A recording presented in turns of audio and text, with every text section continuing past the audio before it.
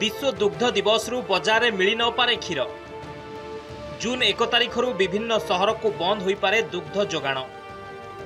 प्रत्येक जगार क्षीर ढाली प्रतिवाद करिवे क्षीर चाषी। तुरंत सरकार दुग्ध दर न बढ़ाइले जून 1 रु सत्याग्रह आरंभ हेबो। क्षीर दर न बढ़िबा पर्यंत आंदोलन जारी रहिबो बोली सरकार को चेताई देला दुग्ध चाषी महासंघ। बीजेपी सरकार क्षमता को आसिबा परे खाउटिंको पाई क्षीर दर बढ़िला किंतु चाषींको पाई दर बढ़िला नहीं। बारंबार मंत्री और अधिकारी प्रतिश्रुति पर भी दर बढ़ा जाऊ नहीं कि आलोचना पाई भी डका जाऊ नहीं।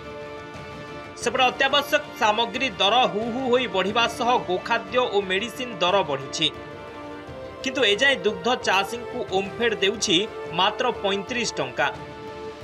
महंगा बजार रे चाषी बंचिबो केमिति बोली प्रश्न कला दुग्ध चाषी महासंघ।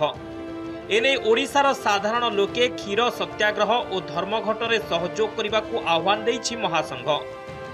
दुग्ध चाषी माने मध्य सरकार को कार्य रे अतिष्ठ होई पड़िथिबा कहिसंती। जदि ओमफेड बर्तन दउछि 35 टंका 5 पैसा ताको जदि चाषी को अंतत 40 टंका करा न जाए ताले बाध्य होइकरी आमे दुग्ध सत्याग्रह आरंभ करूँ। जून 1 तारिख विश्व दुग्ध दिवस दिन प्रतीकात्मक भाव में क्षीर ढालिकी प्रतिवाद करूँ एवं परवर्ती पर्यायर आमे ए आंदोलन को ओडिशार गाँ गहली पुरपल्ली को नबू। दाना तो प्रबल रेट, क्षीर रेट नहीं, दाना प्रबल रेट। निश्चित ना आम आंदोलन रही सुजोग पाइबू केमती। चाषी मैंने समस्ते आंदोलन रही सहयोग करूँ। आम संघे भी अच्छू, आम संघ साथ एकमत। निश्चित आम जनइबू चाप कौन आम जनइबू ये जिनस आमर दाबी अच्छी माने करिया दरकार। राज्य में शेष थर 2023 रे बीजेडी सरकार दुग्ध चाषी क्षीर दर बढ़ाई 1 एप्रिल 2023 रे तत्कालीन सरकार दुग्ध चाषी लिटर पिछा क्षीर दर 4 टंका बढ़ाई किंतु कही कही मध्य ए सरकार शुणु नाहंती, जहा फल चाषी एभली चरम निष्पत्ति नैछंती, जहा को नहीं सिटीजेन्स फोरम मध्य असंतोष झाड़ी।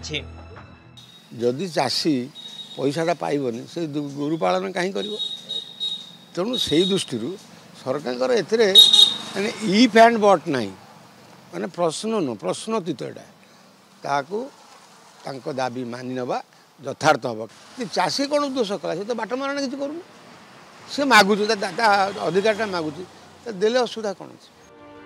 दुग्ध चाषी महासंघ आगामी 6 मास पर्यंत व्यापक आंदोलन प्रस्तुति करिछि, जहा को नहीं क्षीर बजार पाई चिंता बढ़ी। भुवनेश्वर कैमरा पर्सन नील मलय रंजन महांती, नंदीघोष टीवी।